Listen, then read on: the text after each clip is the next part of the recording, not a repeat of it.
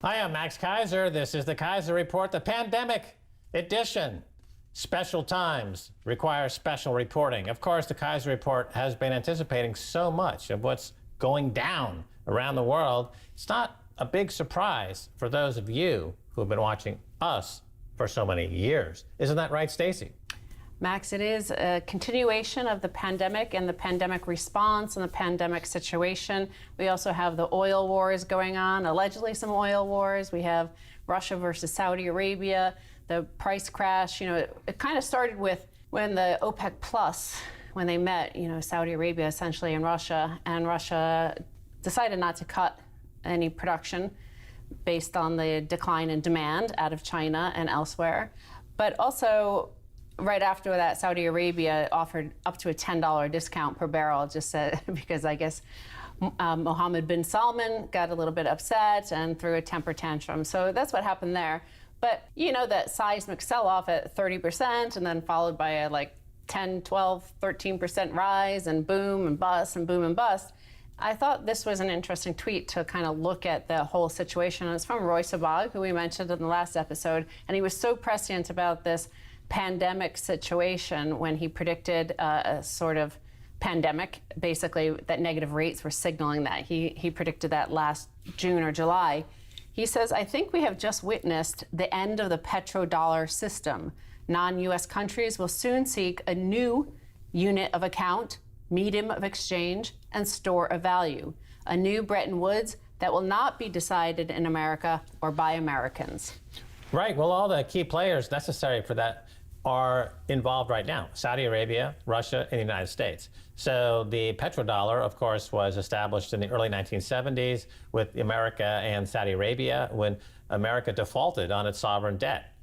Remember, Richard Nixon defaulted on the dollar, defaulted on the treasury market, and we went on the petrodollar standard because America had to close the gold window, could no longer fulfill its obligations to its creditors. This was the beginning of the petrodollar era and the beginning of all things everywhere being priced in dollars. Oil is being priced in dollars. All commodities are priced in dollars. It gave America the U.S. empire of debt. It gave America the world reserve currency. It gave America what's called seigniorage, which is basically they get a cut over every transaction ever done anywhere in the world, every oil transaction. If Japan wants to buy oil, they have to buy dollars first and then buy oil, for example. So they have to give America a commission. They get a cut. That's a huge source of revenue for America. Now, with Saudi Arabia and the U.S. have been at loggerheads now for a couple of years. That relationship has been strained. And so Saudi Arabia, as I think you're correct, they threw a hissy fit. They said, we're going to just mark the price down by $10 for oil because our cost of production is not even $3 a barrel. And so I think they thought everyone would just step in line. But then Russia said, hold on a second. They looked at the numbers and they said, wait a minute, our cost of production is actually higher. It's like $7, but America's is $50. So, and we have no debt. The Saudi kingdom has a huge amount of debt and we have a lot of gold. We can actually participate in this global geopolitical oil poker game. We've got three aces here. And now I think Roy is correct. I think the U.S. dollar loses its status as the unit of account in world reserve currency. Something else is coming. It won't be U.S. dollar. It could be another country's currency or another consortium of countries developing some other currency backed by somebody else's oil or gold, et cetera. Just to make clear, in Russia, the break-even point is about $15.50 because there is an $8.50 tax on every single barrel. So, yeah, the cost of production is about $7, but they add in the cost of the tax.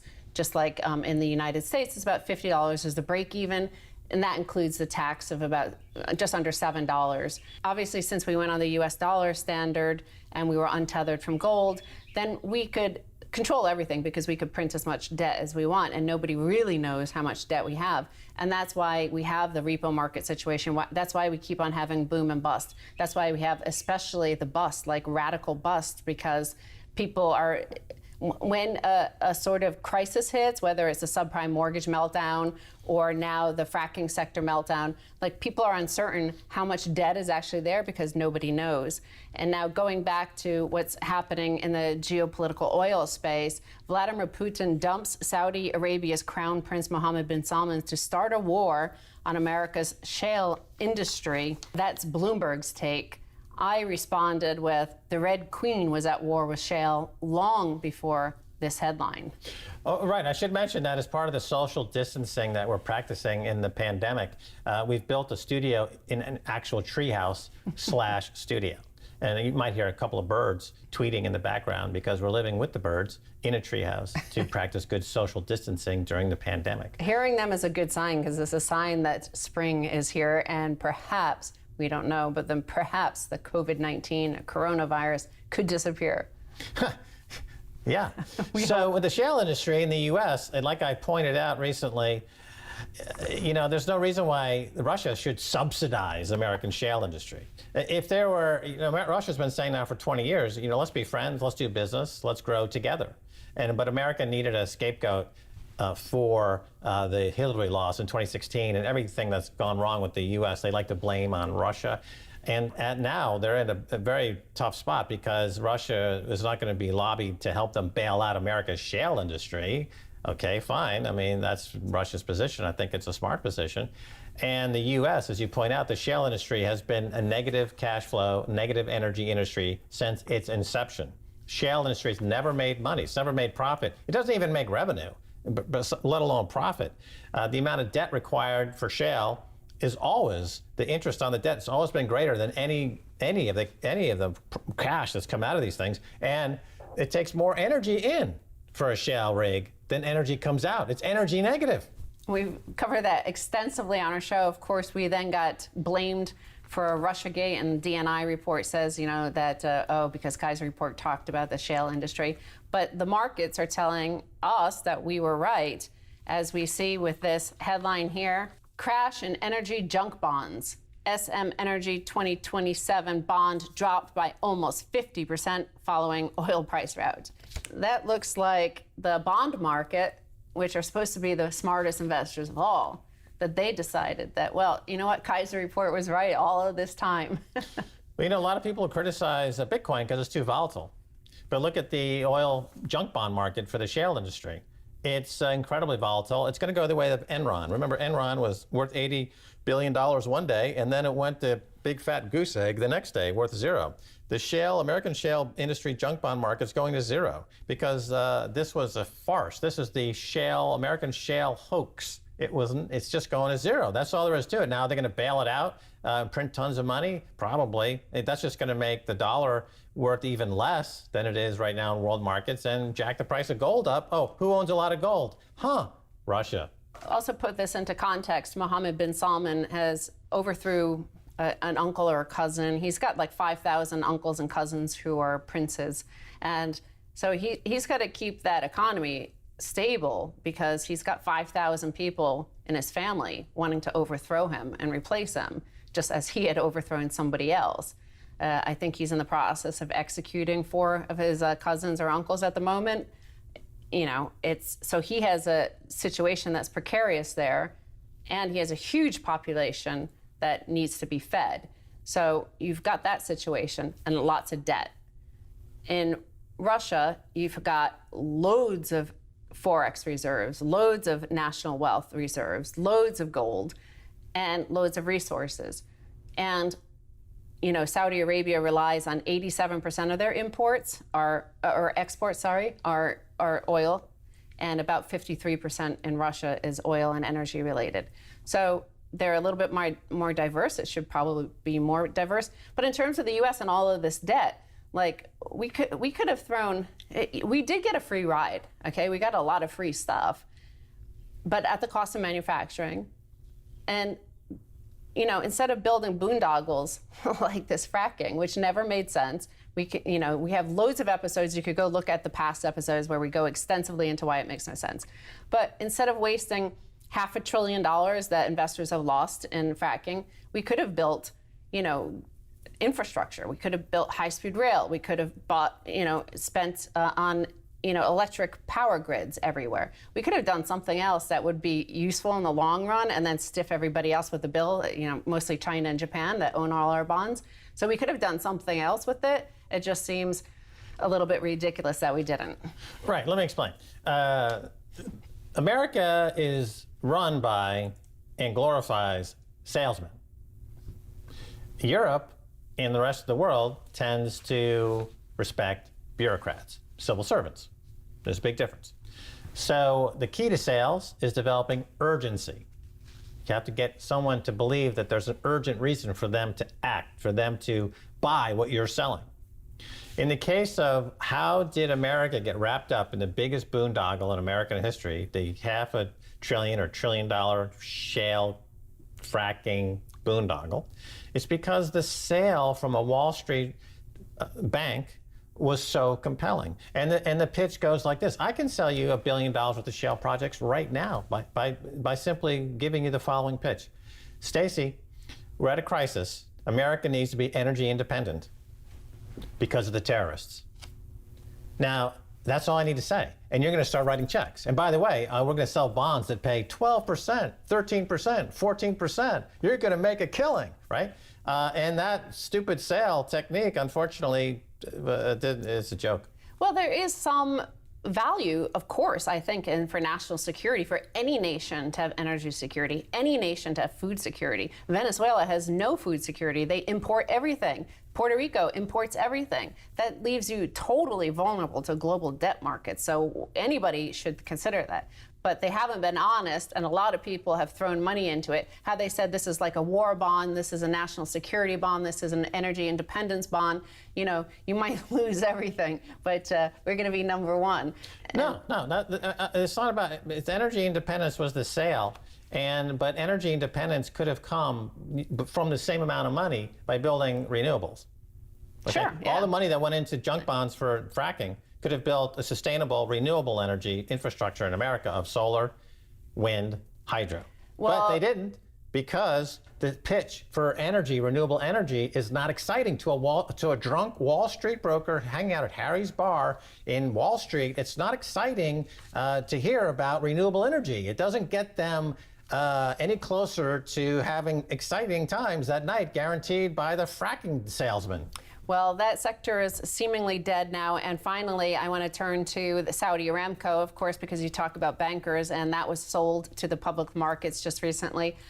Oil price meltdown. Saudi Aramco has lost almost $500 billion in market cap from its all-time high in December. Nobody knows the oil sector better than the Saudis, and they were dumping at the right time. Of course, this is very volatile now, up and down, but $500 billion is a little bit more than the losses cumulative in the fracking sector, by the way. Right. Well, we mentioned Roy Sebag earlier. He said when that thing spiked and was worth almost $2 trillion, that this is the greatest short of his lifetime. Once again, you know, he was right. It's a short sale today. It's going to, goose egg, going to zero. The Saudis in big trouble.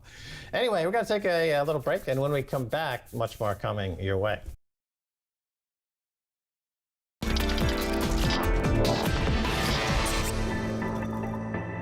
Welcome back to the Keiser Report. I'm Max Keiser. Time now to go to Mitch Feierstein, author of Planet Ponzi. Welcome back, Mitch. Great to be here, Max. Thanks for having me. All righty. I've got an interesting introduction for you here today. The whole idea of Planet Ponzi, of course, goes back to 1987 crash and the beginning of the Federal Reserve put under Alan Greenspan. The idea that the central bank, as an activist central bank, was always going to come to the rescue because ultimately this was one big, enormous Ponzi scheme. Now, this past week or so, we've had the death of Max von Sydow, a famous actor, and his famous scene was playing chess with death in the movie The Seventh Seal. I would like to possibly suggest that right now, the policy of bailing everybody out from the central bank is similar. It's like playing chess from the movie The Deer Hunter, where it's Russian roulette, essentially. And eventually, of course, the end is the same, complete obliteration. Mitch, is this Russian roulette basically gone wrong, the constant bailing out of central banks around the world as part of this Planet Ponzi that you've been documenting for so many years, Mitch? You can never taper a Ponzi scheme, Max, as we know, and all that's happened is the enormous amounts of debt, credit, and leverage now have increased exponentially. So now the Federal Reserve, it's a panic and desperation move. They've come in, and they've cut interest rates by 50 basis points. The Bank of England followed suit by cutting rates there. The Bank of Japan is buying all equities. The central banks think they can make the coronavirus go away by buying equities and spending more money. This is a fallacy. It'll never work. The problem that we have that we need to identify is we've got a supply shock and a demand shock simultaneously at the same time. Coronavirus was the trigger. It was throwing a match in the tinderbox that the central banks around the world have hosed with liquidity, aka petrol, high fuel, jet fuel, and now it's gone up in flames. So we're seeing a pullback in stocks right now. I think we've got a long way to fall before it's time to buy them. It's not a good BUY, it's a good buy BYE. I think valuations were way too high. We've discussed this before. Buyouts, leverage loans, and credit will be the ones that hit the wall first. We've already seen corporate bond market seize up a bit, but I think things are going to get much worse because all these zombies, when the tide goes out, we're going to see who's naked and who isn't. The precipitous decline in oil prices is going to accentuate the collapse of the Ponzi scheme we know as the shale oil business. So I think we've got a lot of components here to look at. Credit is a big one. And I think the lack of liquidity in these markets, once we get extreme volatility, is going to make the declines even larger and the losses even larger, which will cause bankruptcies and a cascade of bankruptcies. I mean, Italy is on a lockdown. It's martial law. They owe $4 trillion in debt that they were never going to repay before this. Now the country's closed for business. And as we know, their GDP for the past 18 years has been the worst in the world. So, but their debt is the highest in Europe. So this is problematic from many different points of view.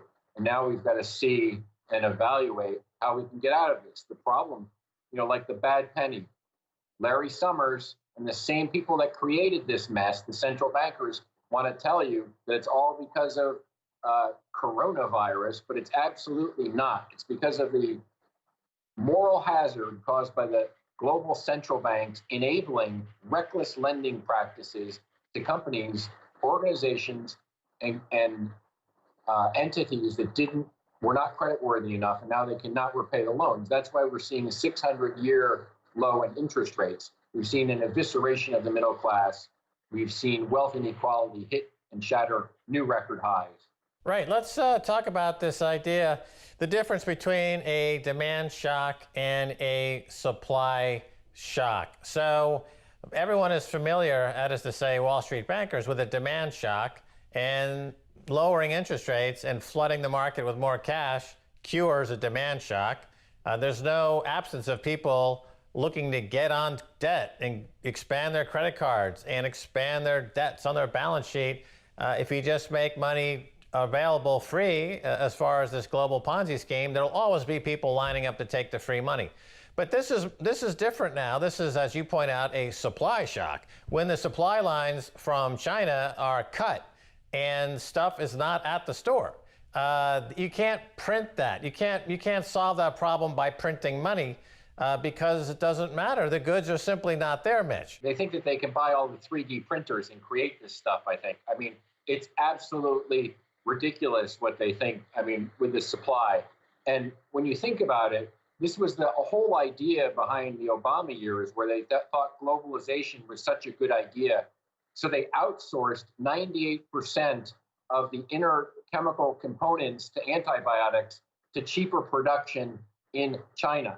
So we are actually relying upon China to provide the necessary medicines that we need, and we could be cut off at any time because the production around the world shut down and everybody's relying and beholden to China. That's not a good position to be in because the politicians in Washington's swamp and in Westminster's swamp were too busy with other matters that were not relevant, not helping anybody else, to line their own pockets rather than ensuring that the people they represented, which they didn't represent, would be out of harm's way should we have contingency planning, which we don't have. So this is a much larger problem. We've got critical infrastructure and industries that now are all outsourced to China, where this problem originated. And if you call it the Wuhan virus, you're a racist. Right. Well, I mean, I don't know why. They call Lyme disease because it started in Lyme, Connecticut. And most diseases are named after the origin of where they come from. But let me ask you this, because you're in the banking business, and I have been in and out of banking and finance for 30 years. And so I'm curious what your thoughts are, because they will come back with some kind of package of financially engineered solutions. And we've seen negative interest rates in the last few years. That was a new thing that was invented just a few years ago. It had never existed before. What going to reach into the bag of tricks? What kind of programs or inventions will they come up with? Trump is proposing a cut in payroll tax. That seems very minimal. It's not going to do much. You got Steve Mnuchin, a former, I believe, is a Goldman Sachs guy. He's a financial engineer. They will try some outlandish, absurd, financially engineered solution to this. Can you give us any idea what might be cooking in the back rooms? I've mentioned this before, and it's pretty much happened in Europe and throughout Asia. You've got the Bank of Japan, which is the major purchaser of the ETF products, the exchange-traded funds and stocks in Japan. The Swiss National Bank is buying stocks. The ECB will start buying stocks and say they're buying stocks. They're buying bonds right now. It's not a long time from now until the Fed comes in and says, well, we're going to start buying equities too. So this is a problem because it's not capitalism when all of these guys intervene and manipulate price action. You know, the buyout of Tiffany's by LVMH was financed by some negative yielding bonds that the ECB purchased. So that means the ECB paid France's richest man to buy Tiffany's $16 billion in loans. How does that help Main Street? It doesn't. This is the big problem. These guys have self-interest. They don't care what happens to Main Street. Just burn it down as long as they get paid. What's the next thing to pull out of the bag of tricks? You know, I told you, you get marginal returns from this because the increments, now they have to spend $3 to make 50 cents. It makes no sense whatsoever. They're burning the house down. They don't realize that they are burning it down, and this will not end very well. Right. You mentioned the ECB financed the takeover of Tiffany's by issuing a negative rate bond, effectively having the public finance the kleptocratic concentration of wealth. But what about the fracking industry? It's never made any money. It's cash flow negative. It's energy flow negative. And there are, I think, $1 trillion worth of junk bonds associated with that industry. How are they going to handle that, Mitch? You're going to have a cascade of credit defaults, and oil prices should go much lower because you don't have demand. We're going to have an economic recession, which we're probably in already, or an economic depression, which is going to push the prices even lower. Now, there's no war between Saudi Arabia and Russia on the oil prices. Saudi Arabia's plan was to drive all the shale oil producers bankrupt, and they will succeed if oil prices stay down here. And then they'll be able to control the prices and manipulate the prices with OPEC again and gouge our eyes out because all those companies will go bankrupt when the $200 billion worth of bonds starts defaulting. And we'll have bond Armageddon. We've been tracking this for a number of years. Deutsche Bank, they have a lot of exposure to these bankrupt energy companies. It's already a very troubled bank. By some measures, you could say it's an insolvent institution. Is Deutsche Bank going the way of Enron in the near term? Mitch? I think Deutsche Bank has a lot of problems. Look, at one point, their off-balance sheet derivatives book was $70 trillion. So is Germany going to bail them out? I'm glad the UK was smart enough to Brexit and leave the EU. But all the 27 other members of the EU club will get to pick up part of that bailout, which is a big problem. But I think the German government will try to hide the losses as they've been doing for the last couple of years. The big problem is you see the repo market, they've upped it to 150 billion a day. It's still functionally broken. The repo market doesn't work anymore. And they won't tell you why. They won't tell you who's borrowing from the discount window or who's borrowing in the repo market. It's a big secret. What we've got to do is end these federal, it's not a federal organization, the Fed. It's got nothing to do with the federal government, and it's not a bank. We've got to end these institutions because they're just rogue hedge funds. Right. We've got about 20 seconds left. One quick question, if you can. The petrodollar, this is the relationship between America and Saudi Arabia. We don't have time to get it too deep into it, but is it over? Well, I think that's over. But when Joe Biden gets elected with Michelle Obama as his vice president, we're going to see things really hit the tank. Oh, wow. There it is. Mitch Feierstein calling Joe Biden, Michelle Obama winning ticket in 2020. You heard it right here in the Keiser Report. Mitch, thanks for being on the Keiser Report. Thanks for having me.